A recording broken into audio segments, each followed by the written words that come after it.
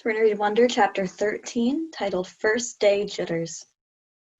Okay, so I admit that the first day of school, I was so nervous that the butterflies in my stomach were more like pigeons flying around my insides. Mom and Dad were probably a little nervous too, but they acted all excited for me, taking pictures of me and Via before we left the house, since it was also Via's first day of school too. Up until a few days before, we weren't sure I'd be going to school at all. After my tour of the school, Mom and Dad had reversed sides on whether or not I should go or not. Mom was now the one saying that I shouldn't go, and Dad was saying that I should. Dad had told me that he was really proud of how I handled myself with Julian and that I was turning into quite the strong man. And I heard him tell Mom that now he thought that she had been right all along. But Mom, I could tell, was not so sure anymore. When Dad told her that he and Via wanted to walk me to school today too, since it was on the way to the subway station, Mom seemed relieved that we'd all be going together. And I guess I was too. Even though Beecher Prep is just a few blocks from our house, I'd only been on that block a couple times before.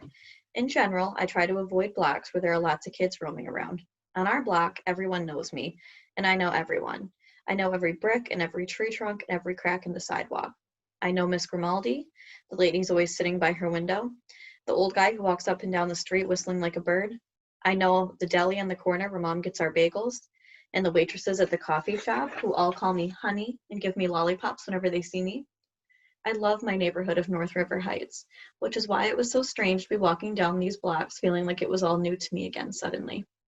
Amesforth Avenue, a street I'd been down a million times, looked totally different for some reason, full of people I never saw before, waiting for buses and pushing strollers. We crossed Amesforth and turned up to Heights Place. Via walked next to me like she usually does. Mom and Dad were behind us.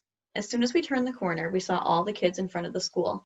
Hundreds of them talking to each other in little groups, laughing or standing with their parents, who were talking with other parents. I kept my head way down.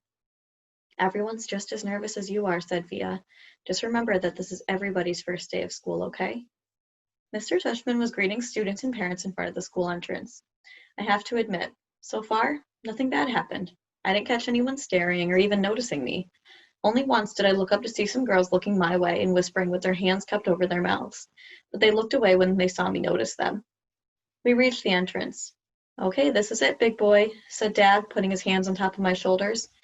Have a great first day, I love you, said Via, giving me a big kiss and a hug. You too, I said.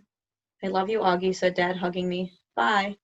And then Mom hugged me, but I could tell she was about to cry, which would have totally embarrassed me, so I just gave her a fast, hard hug, turned, and disappeared into the school.